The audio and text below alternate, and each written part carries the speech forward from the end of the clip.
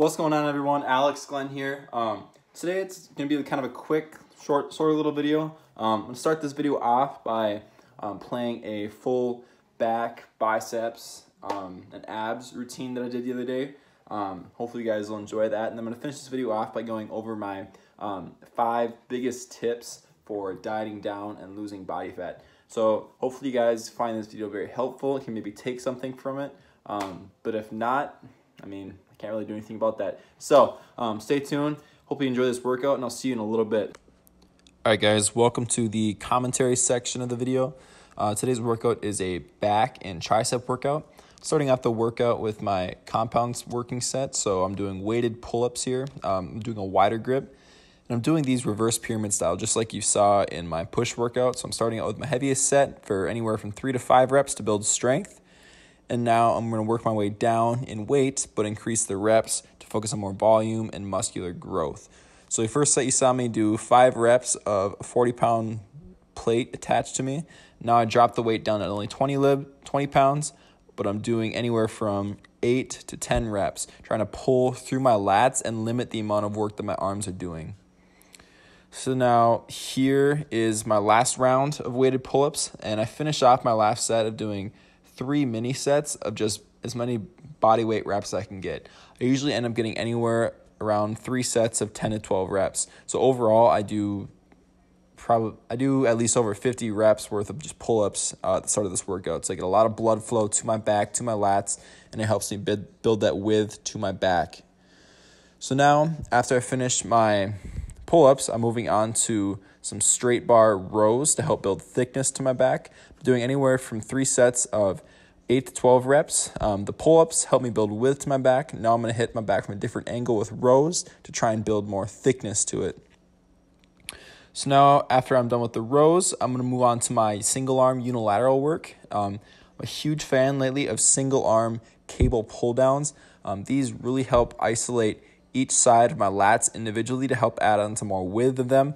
So I like to start off my workout with more compound style lifts, but then as I move into my isolation lifts for my back, I like to, like I just said, move into more single arm work to really focus on each individual sides.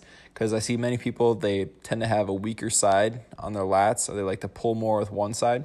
So single arm is a great help and aid to fix that. And here I did 3 sets of anywhere from 12 to 15 reps. So it's a lot of volume. Then the next workout I'm doing, I'm still going to single arm unilateral work, but I'm doing single arm machine rows. I'm personally a huge fan of this machine. It really helps me hit my lats individually and isolate them.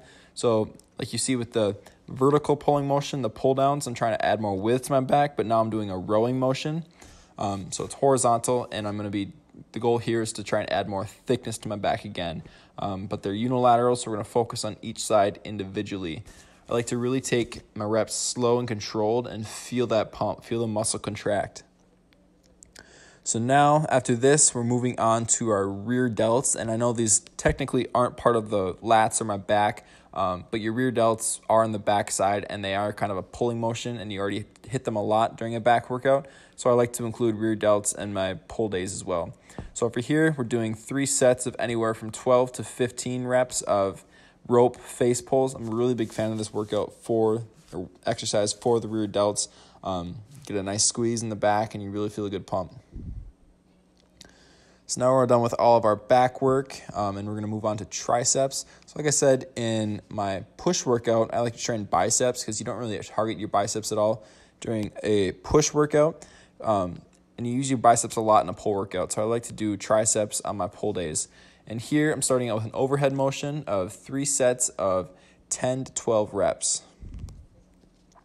Now I'm supersetting that, so I'm going right after I do 1 set of the overhead cable push-outs, going right into a set of just typical rope push-downs. The overhead hits the long head, and these hit more of the short head of the tricep, so it gets more of a balanced tricep target. And after that, I just finished off with a little bit of my daily ab training that I do and called it good. Here's a little physique update.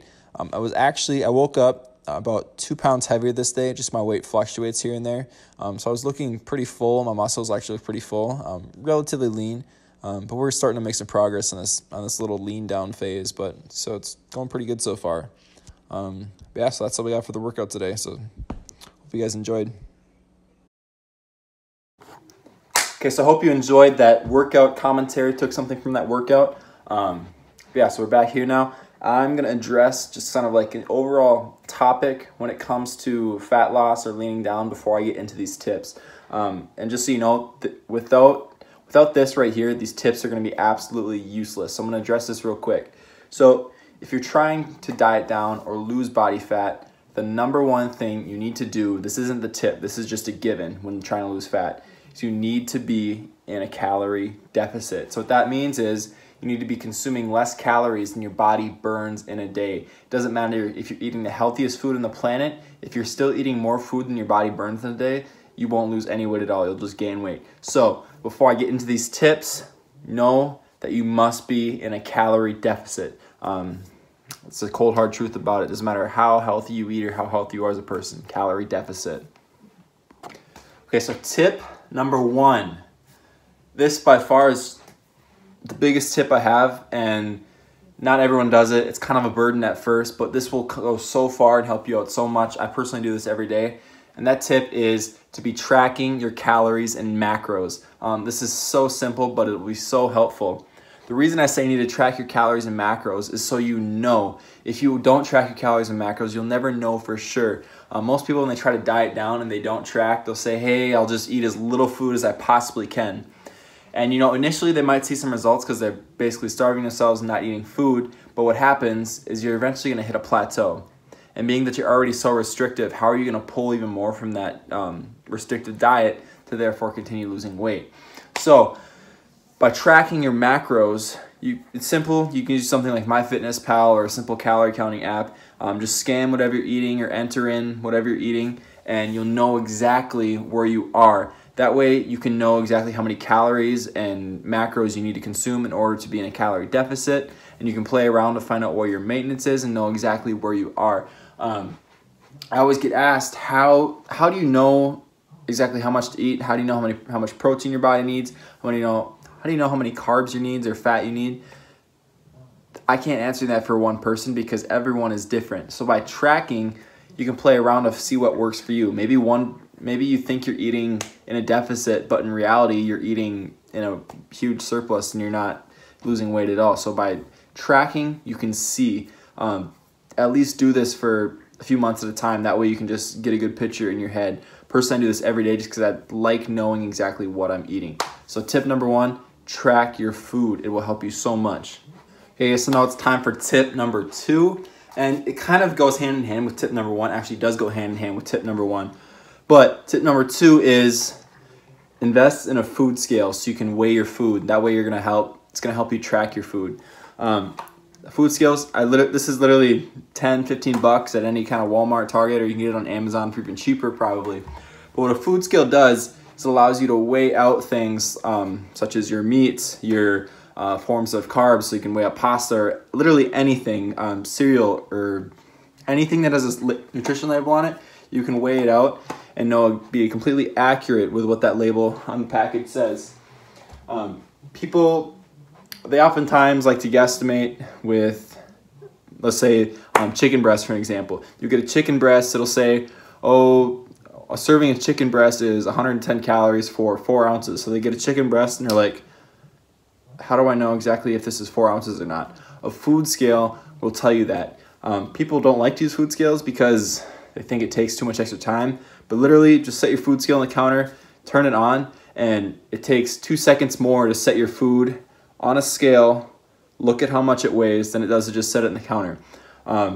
It's a really big help when it comes to weighing things like any sort of fat source, because fats are very dense in calories, so just a little slight difference in fats will add on a whole bunch of calories.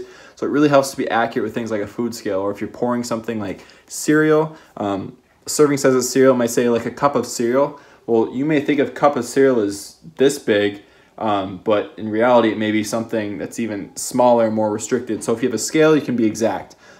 Simple thing like that, super easy. It's not as big of a deal if you think it is. 2 seconds actually to set it on the scale, then to set it on the counter. Hey guys, so now it's time for tip number 3. And this tip is I found this one, I kind of struggled with this one when I first got into trying to get leaner. I first tried to get lean myself. And this tip is don't aggressively diet. The goal with fat loss, or when I start to diet down, is you want to be able to lose weight while eating as much food as you possibly can get away with. So I see so many people, they're like, oh, I want to lose weight super fast, so I'm going to drop my calories, drop my macros super low, super aggressive. And at first, the first few days, that works great. Yeah, you're going to drop weight like fast because you're basically starving yourself. But what happens is your body is not meant to put up with that big of a change for a prolonged period of time. So what happens is you end up, like whenever you diet for fat loss, eventually the food you're going to be eating, your metabolism is going to adjust, you're going to hit a plateau, and you're going to stop losing weight. But once you hit that plateau and you're already starving yourself, there's nothing to pull from. And once you get to that point in time, you don't really have anywhere to go, and that's when a whole bunch of mental disorders cause your metabolism, your hormone levels, they're all just going to go to crap, and you're just going to feel like absolute crap. So what I recommend, that's why tracking is so important. So if you can know what your maintenance is by tracking your calories, know how much you need to be eating in order to maintain your weight, I personally recommend starting out only being in a calorie deficit of roughly 300 calories. Don't drop your carbs or fats super low. Keep them as high as you can get away with, because the higher you can get away with losing weight, ultimately the better your body's gonna feel, the more your leptin levels, your hormone levels are all gonna stay in check, and you're not gonna just dump your metabolism down the drain. So that's tip number 3. Do not go balls to the wall on this. Just keep it in moderation. Slow and steady definitely wins the race when it comes to dieting down, losing body fat. Hey, it's time for tip number 4 when it comes to losing body fat.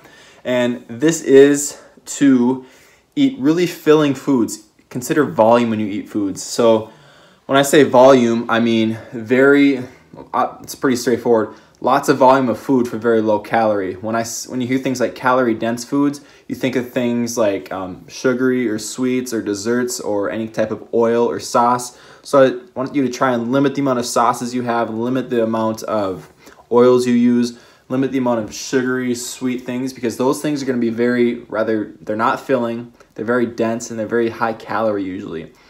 So try to eat mainly whole, healthy foods. When you get your protein sources, try to get lots of lean meats, such as lean beef, lean chicken, lean turkey, doesn't matter what it is. And when you're trying to diet down, maybe limit things such as pasta, maybe switch out pasta noodles for some rice or something, or maybe instead of eating a bunch of fruit, maybe switch it out for some vegetables. Vegetables such as broccoli, cauliflower, they're lots of volume for relatively low calorie. So they're great and they're filling. And then going along with this kind of whole food topic, don't completely restrict yourself. You don't have to eat chicken, veggies, and rice for every single meal of the day. Allow yourself to live a little bit. We're all human here, so it's okay if you have maybe a little dessert at the end of your day.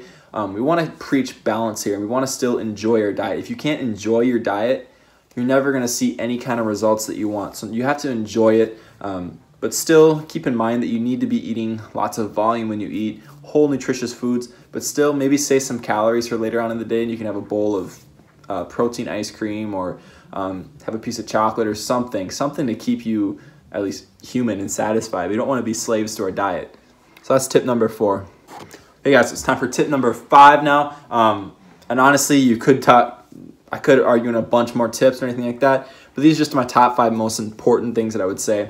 And this tip honestly isn't really about diet, it's just for fat loss in general. And it's kind of a myth or misconception that lots of people think.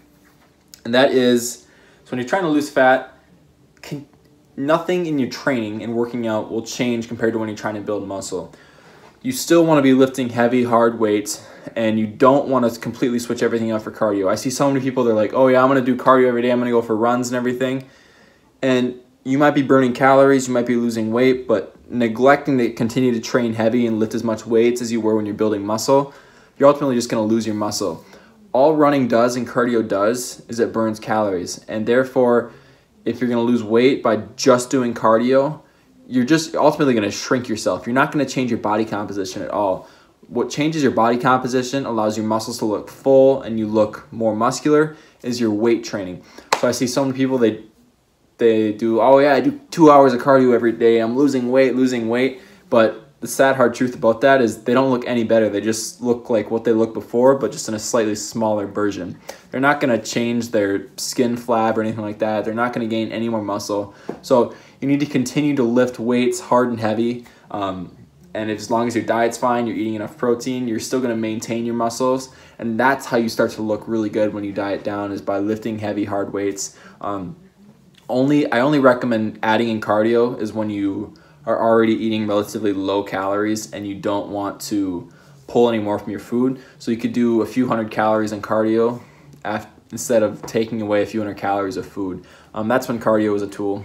Only use cardio as a tool to burn calories, not as a magic tool for fat loss. It doesn't do anything special. So I hope you guys enjoyed my 5 biggest tips when it comes to dieting down and losing body fat. Hope you took something away from this. If you have any more questions, or if you have any more concerns or think something else could possibly be useful to someone else, please let me know. I'd love to hear it. I'd love to help out in any way. But yeah, so other than that, please like and subscribe this video. Subscribe to this channel and have a great day. So I'll see you guys later. Peace.